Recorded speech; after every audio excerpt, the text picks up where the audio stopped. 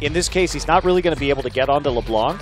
And Sivir has a spell shield. So, and also, if he goes into the backline, he's probably just going to be depth charged and forced out of the fight.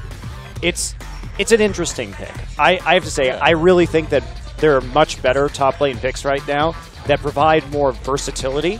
But if you get ahead on Fizz and he gets rolling with Cinderhulk, he does become a big terror. But I also am of the opinion that really snowballing picks are not good. So I have my own biases coming into this for sure. I just am not... What? Wait, you biases? No. No, I don't believe that for 1 second. That doesn't sound like the Monte Cristo I know. I just like high probability, reliable League of Legends. You like the safe bet. I like the safe bet. That's right. Well, we'll see if SBENU's unsafe bet will get them a win against NaJin here in Game 1. Time to get into the game and find out.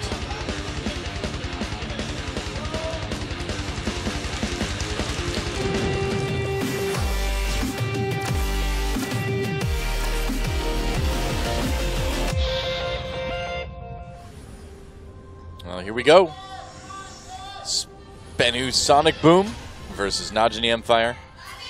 Victor and the Fizz was also the name of my 1950s doo-wop band as well. What do you know?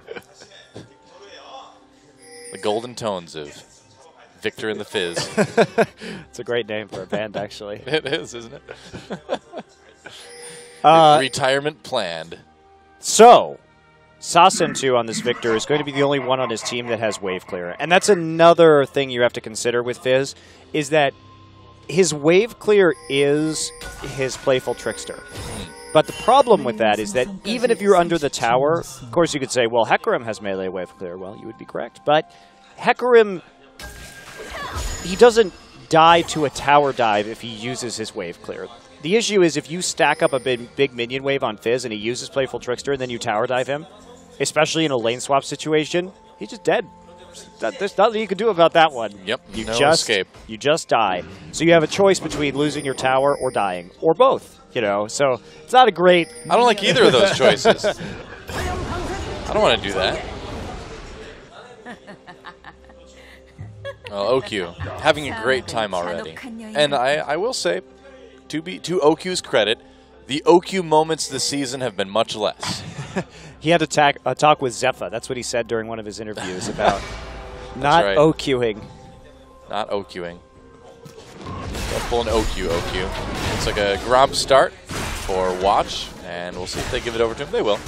Okay. So we are going to just get standard lanes in this game. Rumble going to go ahead and do that Wolf Camp while Fizz does Gromp with his Smite.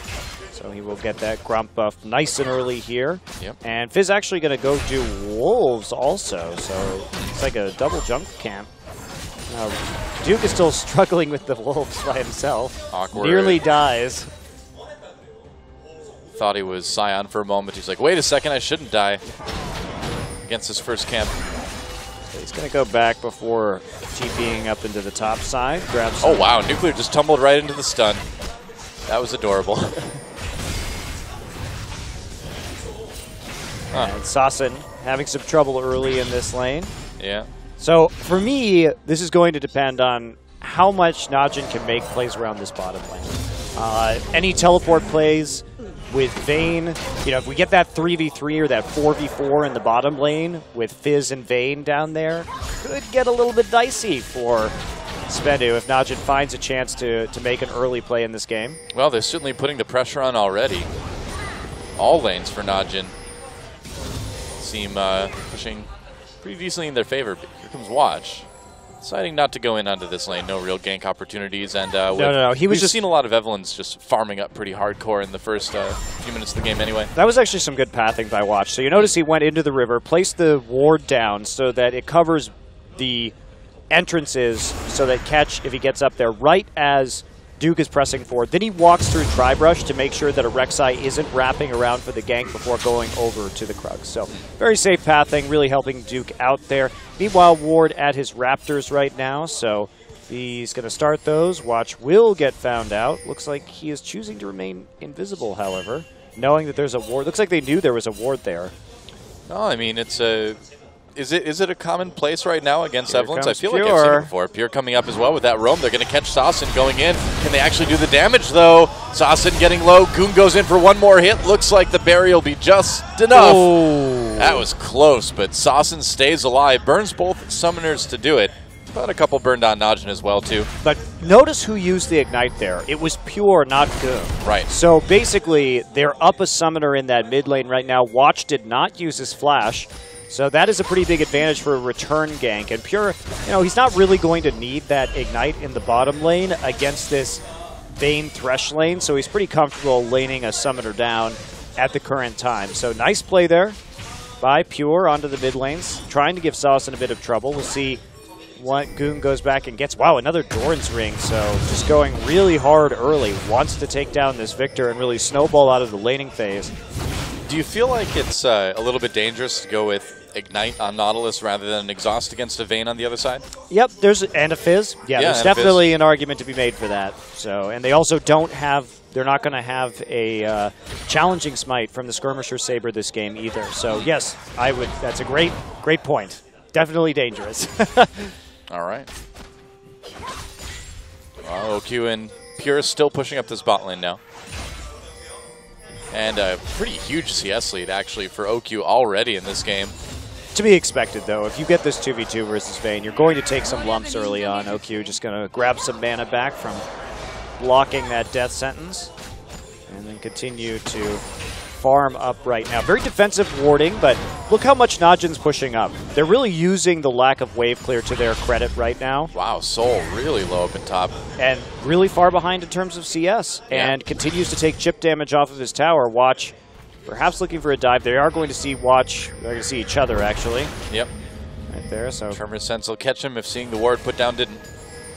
So right now, what NaJin is doing is just warding forward, trying to play up on their two lanes while ganking middle. Oh, catch. Watch managed to smite away. Did he? No, he didn't. Yeah, he got it. Oh, he did get it. Okay, I was looking for the effect. Yep. Oh, Pure gets grabbed by the Death Sent. It's going to take a bit of damage from Nuclear, but OQ comes in to deliver a bit of auto-attacking himself. Oh, gets flayed, though. Man, this spot lane is getting a bit bloody here. NaJin's playing really well. Here comes Watch. And there's Chains. a stun. Watch actually trapped under turret. Whoops. That was a... Oh, Watch. I don't know why you would walk into the gravity field right there, but, you know, Watch, maybe not known for the best ganks over the course of his career. Not exactly, no. Oh, Pure managed to dodge Here the we go. Death Sentence somehow. Goes in on a Nuclear. Nice hook from Pure.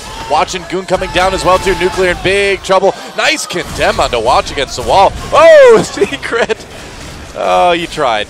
Great re-engage there, and you have to communicate that better if you're SBENU. You can't keep putting yourself in danger's way. Yeah. And NaJin managed to get their jungler and their mid laner from mid lane down to bottom lane during the course of that skirmish with very little communication from SBENU or a willingness to back off. Sure, Pure landed the hook, but even so, that's a pretty big kill onto LeBlanc. Yeah, not bad at all. So back to what I was saying, NaJin playing this early game really smart. They've identified the lanes with subpar wave clear, warded aggressively for them, gotten some deep wards into the jungle so that they can just keep on pushing. And then what Watch has been doing is just walking into the jungle to keep eyes on catch and repeatedly ganking the mid lane to free up Goong to roam and start tower diving. So I really like what we're seeing from NaJin. I think this is a very clear game plan, and they're abusing some of the weaknesses of SBENU's composition. Yeah. Now, should SBENU get into the late game, this is a pretty fearsome comp for sure. Well, especially if that Victor doesn't get held back as well. But at least it looks like NaJin is taking it seriously, right? Yeah, absolutely. And they seem to have a clarity of thought that has been frequently lacking in NaJin's games. So with Soul having issues with wave clear, what do you think about him going for the Skirmisher's Saver before the other part? The Bomby Cinder? The Bomby Cinder, right. Well, I think he may want to duel and maybe get a gank down up here. So if he can trade effectively using that smite. Also, he may want to just go back and farm the Gromp and get more gold from it. There are a couple options for that right now, but you can win trades with that item, but Duke really punishing him. And that's the thing about Duke is Duke is probably the best 1v1 top laner in Korea. He does have his faults in other areas, just sometimes he's a little bit late in terms of his teleports, and his communication with his teammates can be off at times, but purely in terms of his 1v1ing, it's been really good. So Sawson's got flash. Goon nice going trade. anywhere. Oh, misses the chains. If he had hit that chain, but he came in on that death ray for the trade, and watch continuing just to camp Sawson in mid. Right. And it's keeping Ketch around. Look, Ketch is responding right now to Watch's tempo entirely. Ketch has to play around the mid lane in what is a losing 2v2 at the moment. And he can't respond to everything that's going on. And look at this. It's allowing Duke just to walk in the jungle right now, start harassing the blue buff because they have control over the waves. They have a big farm advantage in top and bottom, and this is great play from NaJin. Wow, Duke doing a ton of damage to Ketch, and it looks like NaJin's going to be able to just take this blue buff away. Goon already having his, just doing a lot of poke to Sawson. And this could set up a pretty decent dragon. Soul Oh, wow, he got got it. Smited it away. Yep, and that was a miscalculation on the smite by Watch. He left it with about 20 HP on the smite. So mistake by Watch allows Soul to pick up a blue buff. That is going to be quite annoying for Duke, who had built up a nice little lead for himself in the top side. There's Watch. Looking embarrassed. Smite misser. Aw. It's rough. You don't want to anger Duke. You don't like him when he's angry. Incredible Duke. His Excellency, the Duke of the top lane. Successor to Flame. First of his name.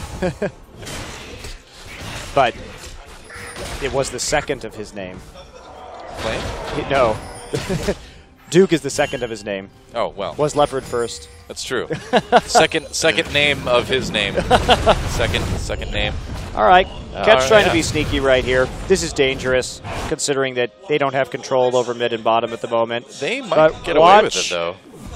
Is not going to see this one. Yeah, I think they're going to actually be able to grab it. And SBENU showing that they still can be a bit tricky, a bit solid here in the early game. Yeah, clean dragon for SBENU, not bad. Yeah, they're going to see that dragon buff come up on the other members of SBENU. Miss that hook. Watch is here for a gank. Can't find it. No eyes on the dragon, though. And LeBlanc backing right there did make it difficult. Yep. Morellonomicon now for Goon, so he did finish his first big item. We'll see if Sawson is able to do something. I suppose Sawson's been upgrading his item as well, too. The Hextech Core. The Hextech Core? Yep. No, he's just he hasn't done it yet, has he? No, he has not. This is very odd. He's going for an Athene, so really wants that early magic resistance instead of what we typically see, which is that... Oh, he has upgraded. Pure taking a lot of damage here. He gets the ult down onto Nuclear, though. Pure running away, gets taken down. Kill goes to Secret. And OQ not really in a position to chase this down and go for any revenge. Yep. So, nice gank by SBENU. Yeah, a little bit too far forward, and Pure uses his ults. Two summoners still can't get out of it. Meanwhile, only two summoners used on the side of SBENU. Yeah. So the CS lead still, good in top and bottom, but SBENU finding little ways to stay relevant in the game. Sneaking that dragon, getting kill bop, and here comes Watch. Big damage onto Nuclear here. Secret very low as well, but wow, they take down OQ. Watch trying to get a kill too. He manages to catch. Soul teleporting down along with Duke. There's Equalizer. Secret gets burned down, and Soul in a lot of trouble as well. He's going to have to give another kill over to Duke. That's a double now. And Goon comes down to take out Nuclear under the turret. So NaJin responding to that kill in bot lane with 4 for themselves. Wow. So that is what I'm talking about when we talk about Fizz relevance in a TP situation. He had finished his Cinder Hulk, but he just can't lay down the same kind of AoE. And as a reminder, that was a 3v4 until Goog showed up just to pick somebody off at the end. So that Rumble doing a hell of a lot more. Because look at the start of this fight. Sure, Death Sentence is down. It's a good ultimate. But Ketch is still waiting there. They are low, but they take out OQ fairly quickly. But then this Fizz just kind of, he misses his ult onto Watch. But even if he hits it, Duke still chases him down right there and probably still drops the Equalizer to kill Secret. I don't see a way Soul gets out of that alive. Either way, Duke's getting a double. And it seems, do you feel like Sasson was just really late in following Goong down to the bot lane as well, too? Well, hard to be quick in following a LeBlanc, to be fair. Okay, that's true. Point taken. Victor is not the speediest champion in League of Legends.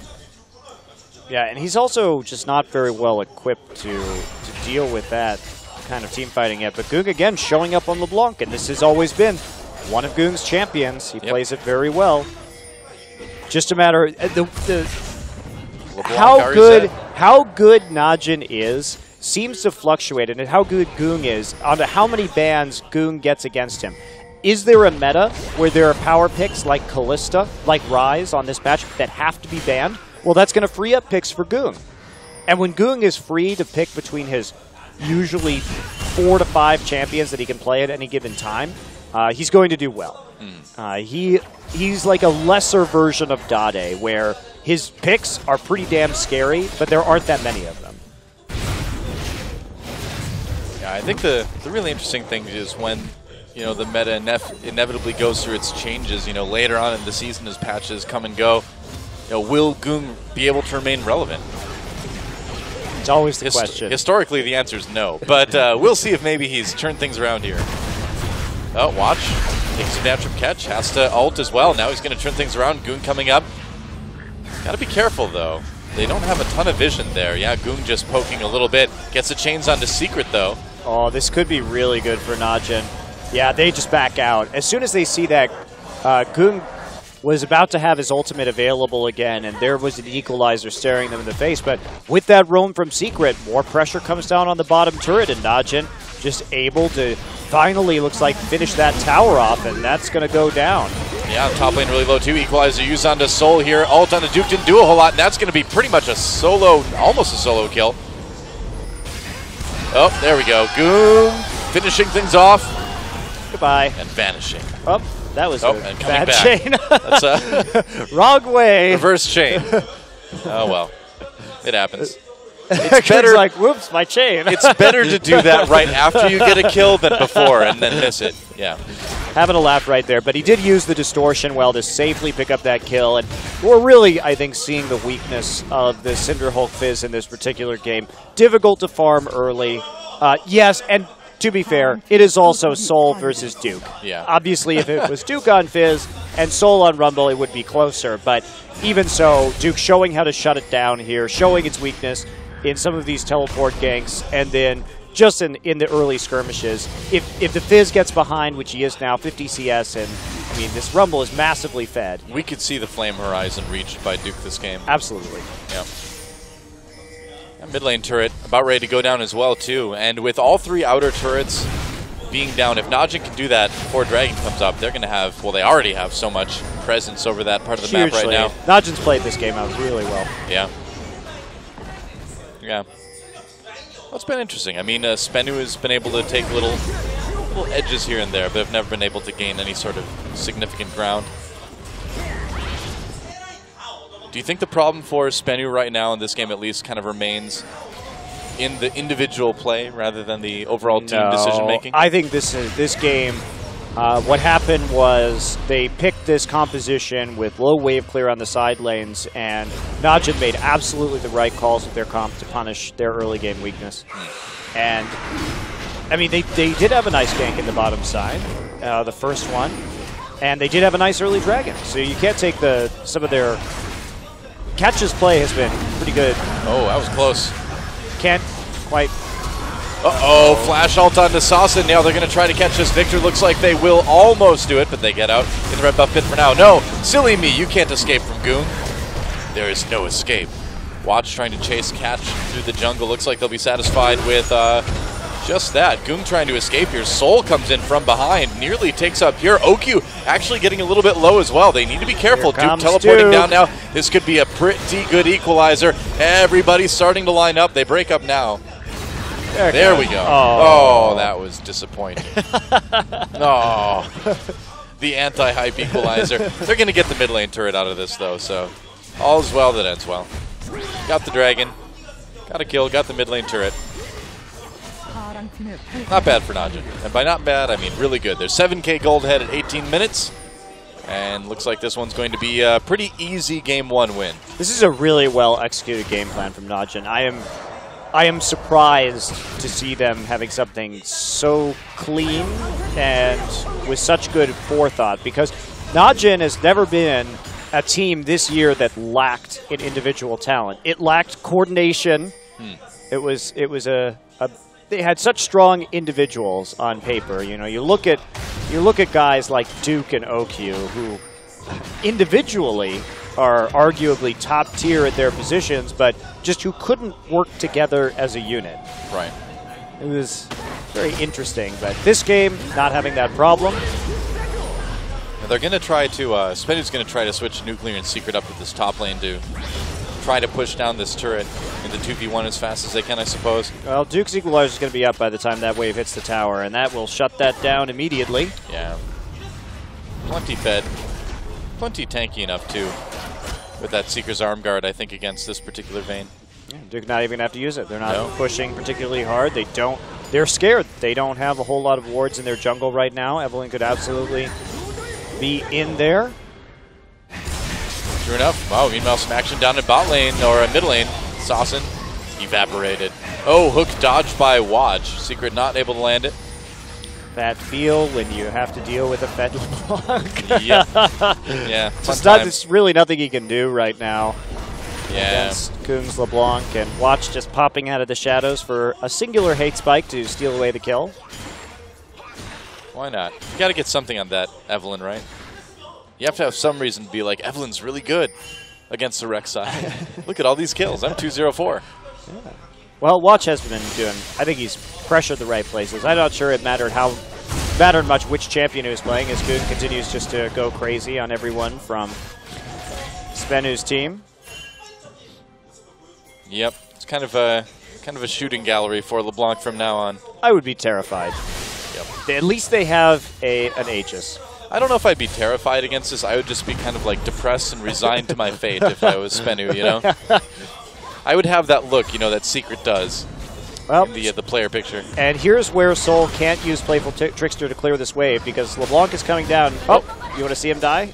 Oh, he's not going. Look, Goong not going that way around. But he has to back off immediately. Goong's not on the map. Rumble's pushing the mid lane. And so after that Playful Trickster is used, he has no choice but just to back off the tower. Yeah, pretty much. And NaJin able to get that turret a little bit below half health because of it. Yeah, this is not going to be one of our longer games. You think NaJin should be able to close it out fairly quickly, too. Oh, yes. Oh, yes, I think they will. Unless OQing could slow it down. It's true, but no, he learned his lesson, man. He learned. No more OQ moments, which is too bad, because there's some great photoshops of that. And that's what we live for, Doa, the dank memes. That's right. Yep. SBENU joined the league too early to win games, but joined just in time to be the victim of dank memes. Soul manages. He's at least stealing objectives with Smite. So he's got that going for him. Well, he's also going Trinity Force, and I'm not exactly sure who he thinks he's going to be threatening with this Trinity Force in this game. Instead of going for a Frozen Heart, which presents its own problems because he's against double AP. I think he'd have a pretty one-sided fight against Pure. Yeah. That's probably true. But once Pure gets that Righteous Glory, I don't know. I think it might be a little bit difficult. Yeah, we're on 5.10, so the Talisman buffs did come in, but I still feel like it's a hard choice when you weigh it against Righteous Glory. You know? Oh, I think it's a very easy choice, and that choice is Righteous Glory. Well, it's a hard choice to pick it over Righteous Glory is what I'm saying. It is both a hard choice and an easy choice. I did the old switcheroo on you. The old Monty switcheroo. Oh, you. I can't take you anywhere. But when you factor in the sustain that the Catalyst gives you and the tankiness, Well, all right. Well, SBENU tries for Desperation Engage here, but already people getting pretty low there. Secret goes for hook onto Goong. He lands it. Soul in the back line getting killed. Meanwhile, Saucin doing what he can. Big group for NaJin, though. NaJin getting fairly low, but 2 kills already. And, yeah, Goong just starting to evaporate people. Saucin getting very, very low. Nuclear on the run as well. Not a lot of Vayne can do. 1v5. If she's not fed, That is a near perfect ace. Wow, NaJin actually Near ace. played that team fight really badly, but still won just because they have a massive gold advantage at this time because Duke dropped an extremely poor equalizer during that fight. I was kind of expecting a lot of them to die when they all grouped up in jungle and Saucin was coming in. With his Chaos Storm. So SBENU actually team fought that much better, but without the items, they're just not there to have that same effect. Goong up at 6-0-1 right now, and that, I believe, will be enough to move him into first place overall in this league in terms of kills. Certainly could be. At least for the day, anyway. At least until SK Telecom plays. Let's take a look at this again. So we do see Catch taking a lot of damage early, but then Soul comes in onto the back line, starts to harass OQ, but gets focused down pretty quickly right there, and Duke just walks in, misses his equalizer, that has to flash back out. Still taunting a little bit from the side, and Watch is going to abandon it. OQ will flash forward for the last kill, and then it's just called being really ahead. Saucin gets cornered in the Raptor Pit and converged on from all sides.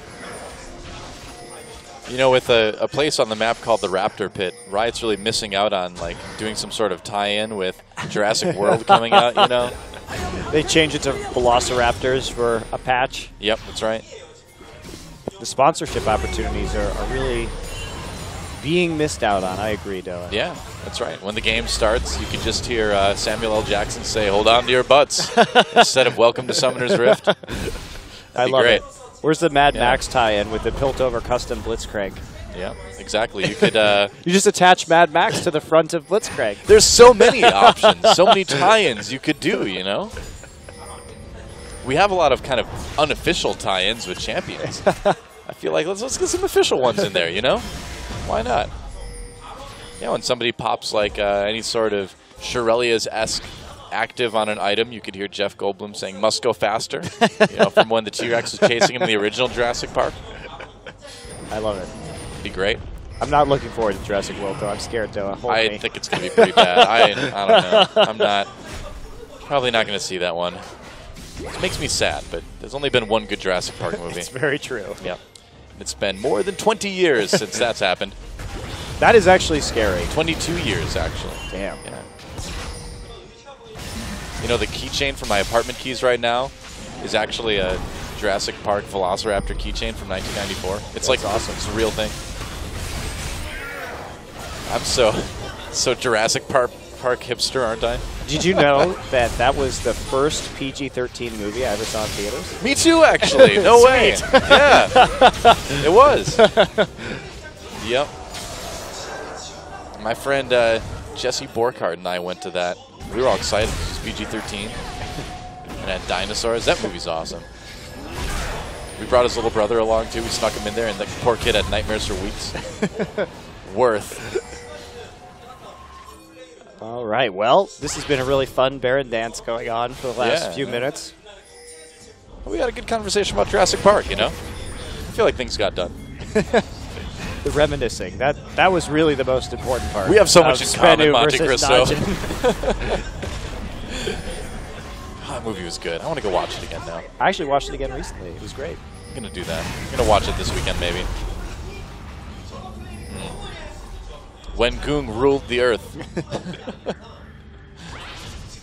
He is more like a raptor than a Tyrannosaurus, though. You know, he's quick and agile and, you know. Tricky. He comes in from the side, too. Yeah, it's not the raptor you saw in front of you. It's the two you never even saw coming in from the side.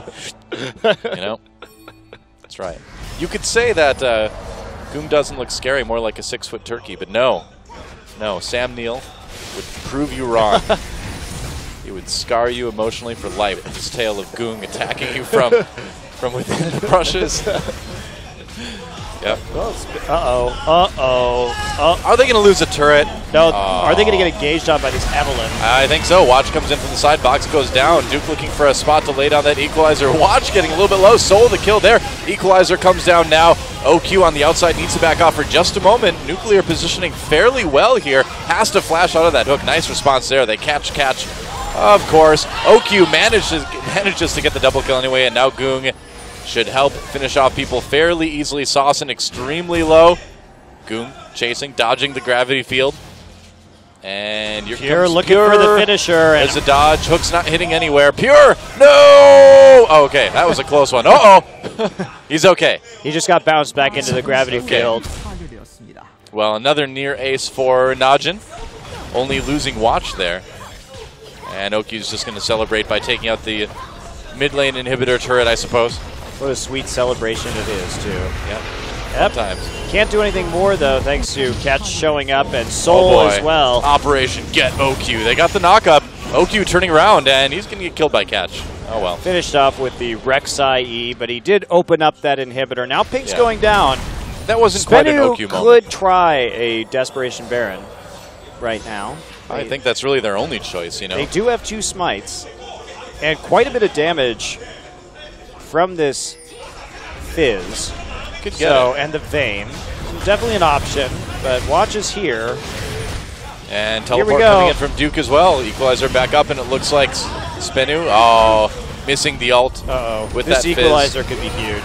And it is huge. Does a lot of damage, catches a lot of people, and then the ult comes in from Watch.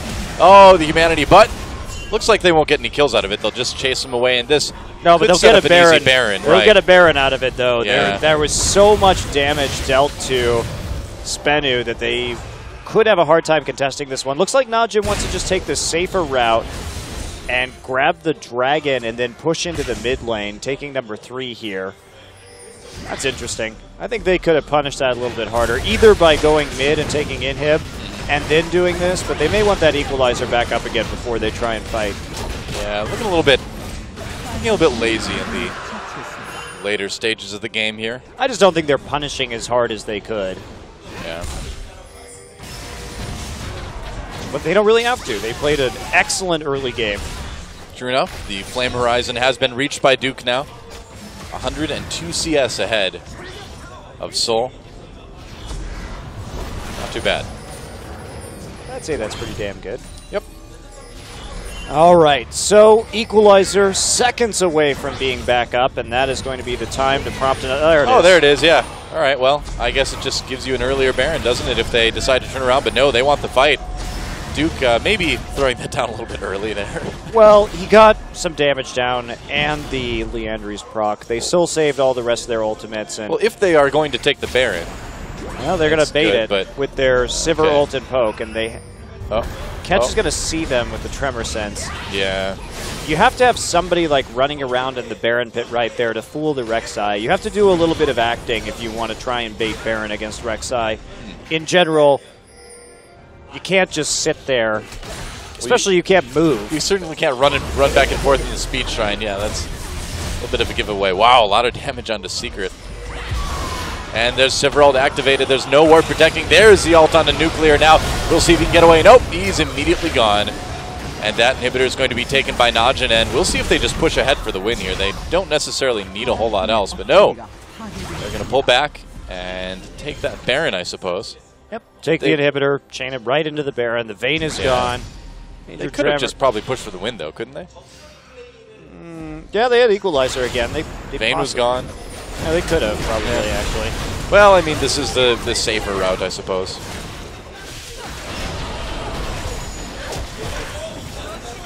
All right, well, Goong deciding that he doesn't even need to help with Baron, because he doesn't.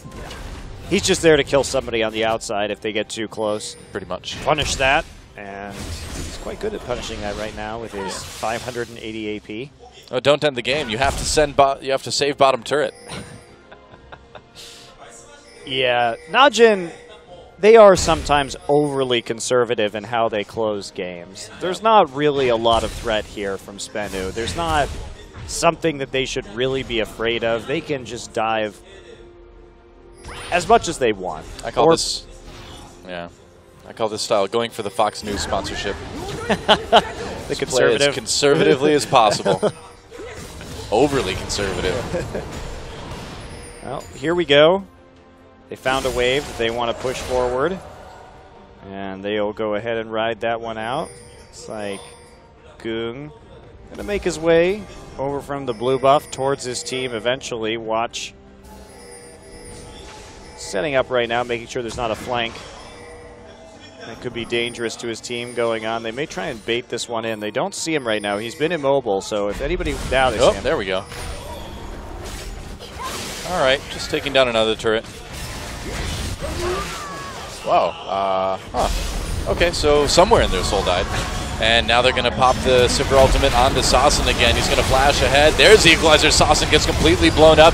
Double kill already for Goong. Nuclear a bit low. Make that a triple. Are we going to see? Oh, Rumble denies the Penta. Oh, Duke. Watch decides to take one too. Why not? And NaJin, after getting that nearly perfect ace yet again, will go ahead and end the game against SBENU. Pretty clean for the most part. Overall, GG. Yeah, I mean, under 35 minutes, and I'm really impressed with how hard NaJin punished SBENU in terms of their low wave clear side lanes and the repeated camping of the mid lane to prevent Catch from doing anything while Rumble and Sivir and Nautilus pushed up. Great early game plan from NaJin and very well executed. It really just seems, again, like more than anything, if you can shut down Catch, which is not hard to do, you really cripple SBENU. Yeah.